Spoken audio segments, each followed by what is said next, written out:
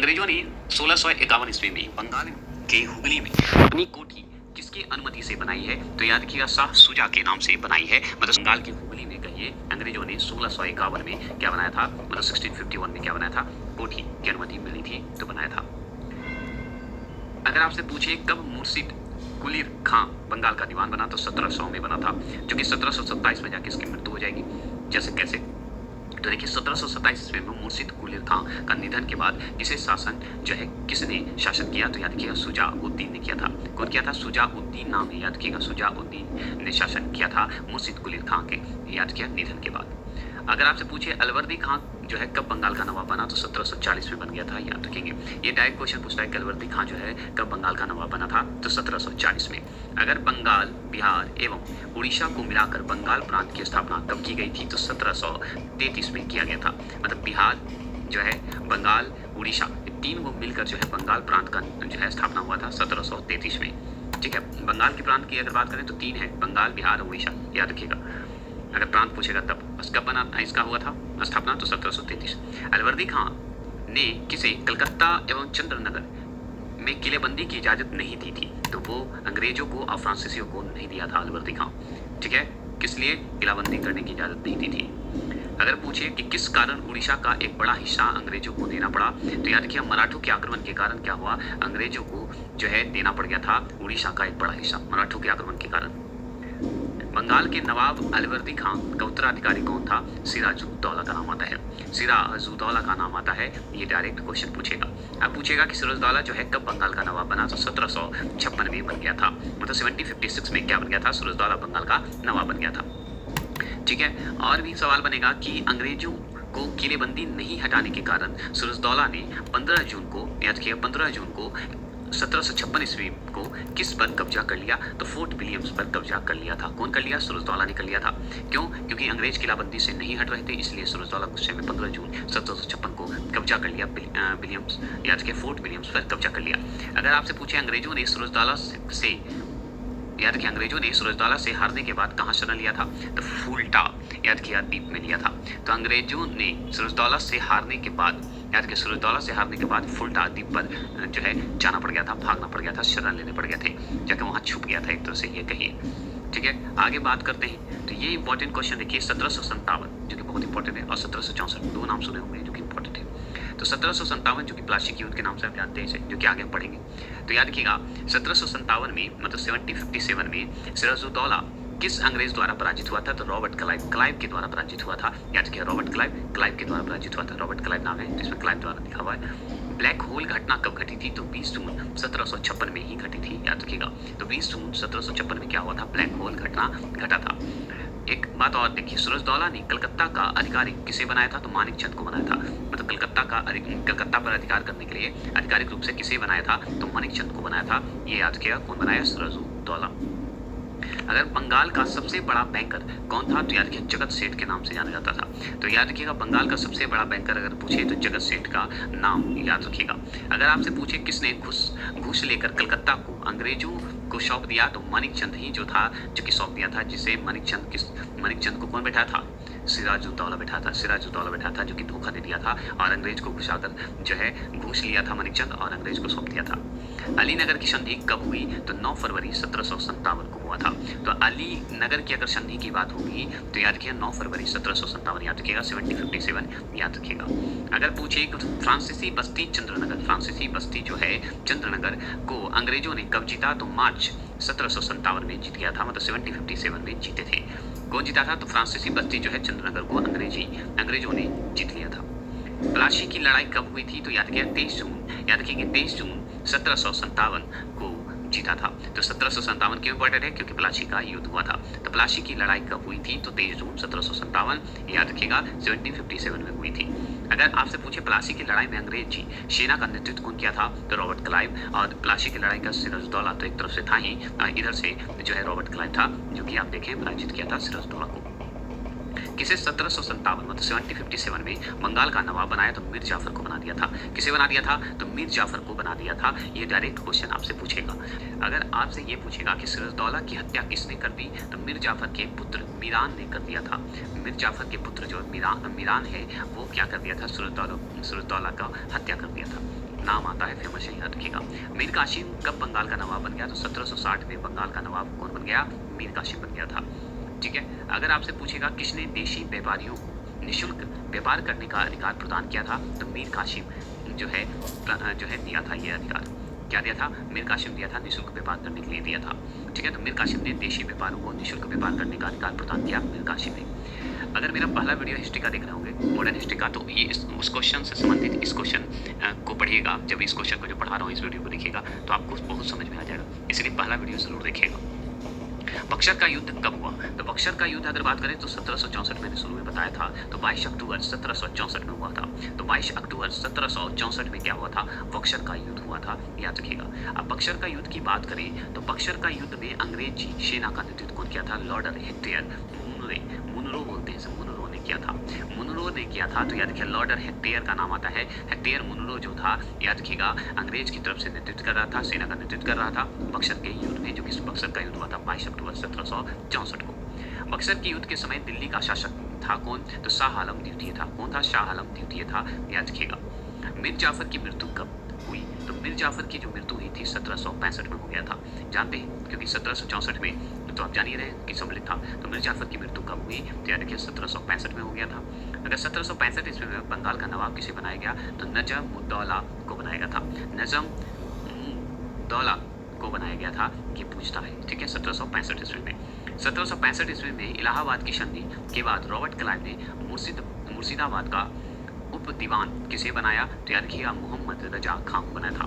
तो मोहम्मद रजा खां को क्या बनाया था? तो मोहम्मद रजा खां को बनाया गया था, याद रखिएगा। रॉबर्ट क्लाइव ने मुर्शिदाबाद का उप दीवान बना दिया था 1765 में इलाहाबाद की संधि के बाद। ठीक है।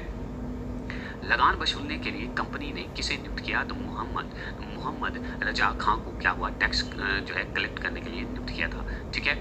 याद रखिएगा लगान वसूलने के लिए। क्लाइव को बंगाल का गवर्नर कब बनाया गया? तो याद रखिएगा 1757 को बना दिया गया था, याद रखिएगा। और ये सबसे पहले लड़ा था रॉबर्ट क्लाइव से। रॉबर्ट क्लाइव और सुरजवाला के बीच हुआ था, जो कि 1757 में हुआ था, जो कि प्लासी का युद्ध भी कहा जाता है। अगर आपसे पूछे किसने 1765 ईस्वी में बंगाल की द्वैत शासन की स्थापना की? तो क्लाइव ही किया था। तो द्वैत शासन की स्थापना कौन किया था? रॉबर्ट क्लाइव किया था, जो कि कब किया था? 1765 में।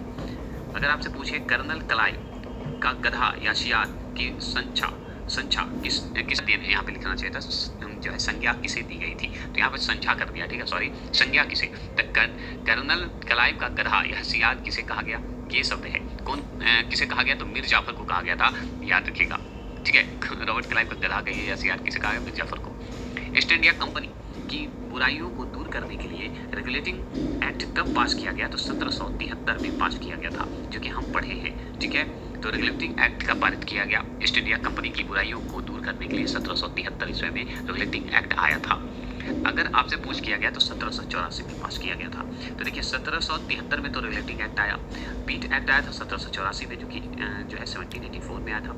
और कलकत्ता नगर की स्थापना किस वर्ष हुई थी? तो याद रखिएगा 1698 में हुआ था, जो कि 1698 में हुआ था, जो कि हम पहले वीडियो में भी इसकी चर्चा कर चुके हैं।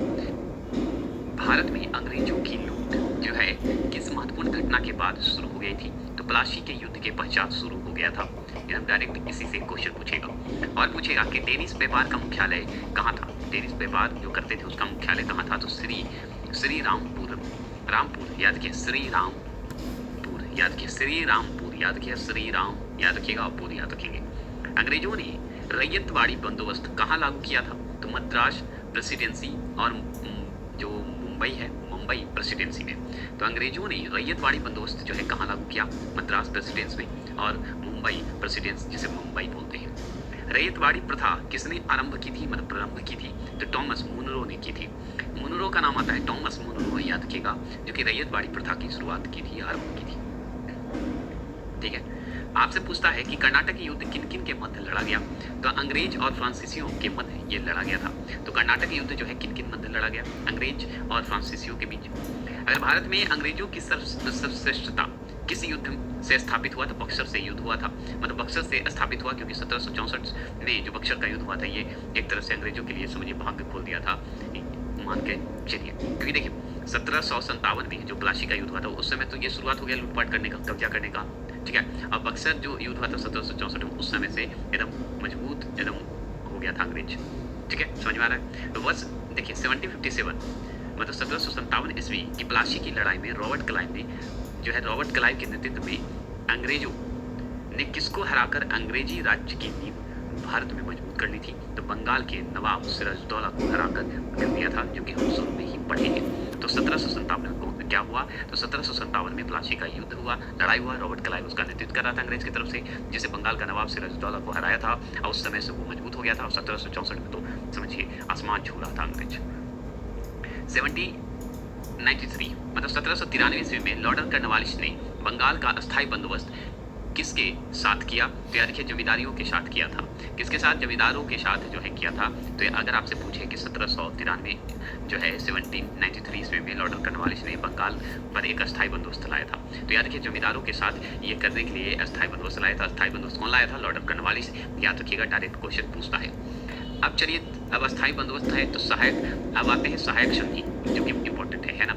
तो सहायक संधि अगर आपसे पूछे कि सहायक संधि के सिद्धांत किस से संबंध था, तो याद रखिए लॉर्ड वेलेजली का नाम आता है। तो सहायक संधि को लाया था लॉर्ड वेलेजली, ठीक है। अस्थायी बंदोबस्त को लाया लॉर्ड कर्नवालिस, पढ़े थे ना। अगर आपसे पूछे ईस्ट इंडिया कंपनी और बंगाल के बीच जब प्लासी का युद्ध हुआ था, तो उस समय मुगल सम्राट कौन था? तो शाह आलम द्वितीय था। जब प्लासी का युद्ध हो रहा था, जो कि 1757 में हुआ, जिसमें ईस्ट इंडिया कंपनी और बंगाल के नवाब के बीच हो रहा था, उस समय याद रखिएगा मुगल सम्राट शाह आलम द्वितीय था। अंग्रेजों द्वारा बंगाल से निर्यात की जाने वाली प्रमुख वस्तुएं जो है क्या थी? तो याद रखिएगा रेशमी सूती वस्त्र और नील थी, याद रखिएगा। तो रेशमी सूती वस्त्र और नील की हो रही थी, याद रखिएगा। सहायक संधि को स्वीकार करने वाला पहला भारतीय शासक था कौन? हैदराबाद का निजाम था। मतलब अगर आपसे पूछे कि सहायक संधि जो है लॉर्ड वेलेजली के द्वारा जो लाया गया था, उसे स्वीकार करने वाला पहला भारतीय शासक कौन था? तो हैदराबाद के निजाम जी थे, याद रखिएगा। सुगौली की संधि हुई थी 1816 ईस्वी में, याद रखेंगे। किनके बीच संपन्न हुआ? तो ईस्ट इंडिया कंपनी और नेपाल के बीच ये हुआ था, इसीलिए इसे सुगौल की संधि कहते हैं। सुगौल की संधि जो है 1816, याद रखिएगा, ठीक है, जो कि ईस्ट इंडिया कंपनी और नेपाल के बीच हुआ था। रंजीत सिंह किस मिसल से संबंधित है? तो याद रखिएगा किस मिसल से संबंधित है। अगर आपसे पूछे तो क्या बताएगा? शुकर चकिया से संबंधित है, शुकर चकिया से संबंधित है। महाराजा रंजीत सिंह के राज्य की राजधानी थी लाहौर, ठीक है। तो अगर आप पूछे महाराजा रंजीत सिंह के राज्य की राजधानी कौन थी? तो लाहौर थी, ये याद रखिएगा। और जो रंजीत सिंह थे मिशन से संबंधित थे, तो शुकर चकिया से संबंधित थे। अगर आपसे पूछते कि रंजीत सिंह जो थे, ठीक है, रंजीत सिंह ने किस स्थान पर अधिकार करने के बाद महाराजा की उपाधि धारण की थी? तो लाहौर पर अपना कब्जा कर लिए थे, तभी इन्हें महाराजा की उपाधि धारण कर ली। महाराजा रंजीत सिंह ने सुप्रसिद्ध कोहिनूर हीरा किससे प्राप्त किया था? तो शाह शुजा से प्राप्त किए थे। तो शाह शुजा का नाम बहुत बार सुने होंगे, शुरू में भी पढ़े। तो याद रखिएगा कोहिनूर हीरा जो है किससे प्राप्त किए थे? तो शाह शुजा से प्राप्त किए थे। कौन? महाराजा रंजीत सिंह। अगर आपसे पूछे महाराजा रंजीत सिंह को किस विजय अभियान के फलस्वरूप जमजमा नामक तोप की प्राप्ति हुई? तो याद रखिए अमृतसर विजय अभियान में हुआ था। तो जमजमा नाम का एक तोप था, जो कि महाराजा रंजीत सिंह को जो है विजय अभियान में मिला था, एक तरह से फलस्वरूप उस समय प्राप्त हुआ था। तो अमृतसर के विजय अभियान में ये प्राप्त हुआ था, जिसका नाम है जमजमा। अगर सवाई राजा जयसिंह की बात करते हैं, तो सवाई राजा जयसिंह द्वारा प्रथम वेधशाला जंतर मंतर कहाँ स्थापित की गई? तो याद रखिए दिल्ली में। तो जंतर मंतर है कहाँ? दिल्ली में। और जंतर मंतर किसके द्वारा किया गया? तो सवाई जयसिंह के द्वारा किया गया है स्थापित, ऐसे याद करिएगा। किसने मजबूत सत्ता स्थापित कर अंग्रेजों को 19वीं शताब्दी में चुनौती दी थी? तो रंजीत सिंह ही दिए थे, जो कि रंजीत सिंह जो है जंतर मंतर स्थापित किए थे दिल्ली में। और यही एक ऐसे व्यक्ति थे जो कि 19वीं शताब्दी में मजबूत सत्ता स्थापित किए थे, अंग्रेजों के सामने चुनौती दी थे, अपना सत्ता मजबूत कर दी। सैनिक संगठन की बात करें तो सैनिक संगठन में खालसा दल की स्थापना किसने की? तो कपूर सिंह ने किए थे। कपूर सिंह का नाम आता है, क्या आता है कि खालसा दल का स्थापना किए थे। सैनिक संगठन है जिसका नाम खालसा दल था, ठीक है, वो उधर मत चले जाइएगा, सिंह गुरु में बाद में बताएंगे।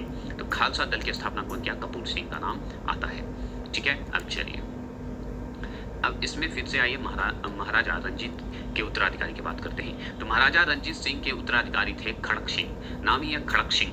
तो खड़क सिंह जो थे क्या थे? महाराजा रंजीत सिंह के उत्तराधिकारी माने जाते थे खड़क सिंह। किस राजपूत शासक ने जिज मोहम्मद शाही नामक पहाड़ों का समूह बनाया जिससे लोग खगोल संबंधित अवलोकन कर सके? तो राजा सवाई जयसिंह ने किया था। तो याद रखिए जंतर मंतर भी सवाई जयसिंह का नाम आता है ना। जिज मोहम्मद शाही एक नामक जो है पहाड़ों का समूह बनाया था, जिसमें खगोल संबंधी अवलोकन कर सकते हैं लोग, तो वो बनाने वाले कौन? राजा सवाई जयसिंह का नाम आता है।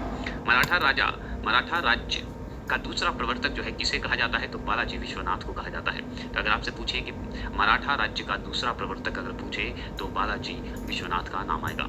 टीपू सुल्तान की राजधानी कहाँ थी, श्रीरंगम। श्रीरंगम मतलब श्रीरंगपट्टनम में था, याद रखिएगा टीपू सुल्तान का राजधानी। अगर आपसे पूछे किसने श्रीरंगम, याद रखिएगा श्रीरंगपट्टनम को बोलते हैं, ठीक है।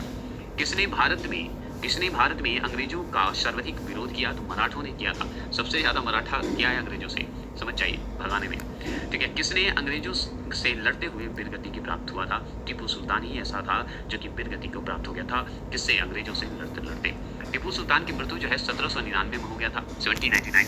इसमें कहाँ हुआ था, श्रीरंगपट्टनम में ही हुआ था, जिसका राजधानी भी इसका टीपू सुल्तान का था। कहाँ, श्रीरंगपट्टनम में मृत्यु भी हुआ, कब हुआ, 1799 में। भारतीय शासकों में कौन जिसने विदेशों में आधुनिक पद्धति से दूतावास स्थापित किए थे, तो वो टीपू सुल्तान किया था। टीपू सुल्तान क्या था ना कि याद रखिएगा एक आधुनिक पद्धति से दूतावास स्थापित किया था, जो कि टीपू सुल्तान का नाम आता है। ब्रिटिश के साथ वेशियन की संधि पेशवा में से किसने की थी, तो बालाजीराव द्वितीय ने किया था। तो याद रखिए वेशियन की संधि हुई थी जो कि अंग्रेज और पेशवा के बीच हुआ था, जो कि पेशवा में कौन, बाजीराव द्वितीय का नाम आता है, याद रखिएगा। अगर आपसे पूछे बोडयार कहाँ के शासक थे, तो मैसूर के रियासत के थे, याद रखिएगा मैसूर के रियासत के थे। तो बोडयार कहाँ के शासक थे, तो मैसूर के रियासत के थे। फ्रेंच ईस्ट इंडिया कंपनी कहाँ के जनक थे, तो कोलवट का। तो अगर फ्रेंच ईस्ट इंडिया कंपनी का जनक अगर आपसे पूछे तो कोलवट का नाम बता दीजिएगा। वास्को डी गामा ने द्वितीय बार भारत की यात्रा कब की थी, तो 1502 में किया था। मतलब वास्को डी गामा जो है दूसरा बार भी भारत आया था, पहला बार तो आप जानते ही हैं, अगर मेरा पहला वीडियो देखे होंगे तो 1498 की बात होती है, तो 1502 बता दीजिएगा। भारत में अंग्रेजों ने डचों को बेदखल कर दिया, मतलब हटा दिया, लड़के भगा दिया, तो याद रखिए 1759 में भगा दिया था, मतलब 1759 में भगा दिया, बेदखल कर दिया, ठीक है। भारत से व्यापार करने के उद्देश्य से अंग्रेजों ने ईस्ट इंडिया कंपनी की स्थापना की थी। तो 21 दिसंबर जो है 21 दिसंबर याद रखिएगा 21 दिसंबर 1600 में की थी, याद रखिएगा। इसमें एक चीज़ मैं बता दूं, अगर फैक्ट्री बनाने की बात होगी तो 1608 होता है, ठीक है। और अगर पूछे ईस्ट इंडिया कंपनी की स्थापना की बात होगी तो 21 दिसंबर 1600 में होगा, ठीक है। ऐसा नहीं कि सर बोलिएगा सर इसमें अलग दे रहा है उसमें आंकड़े अलग नहीं देते हैं, आंकड़े वही है, बस थोड़ा सा पॉइंट का चेंज होता है।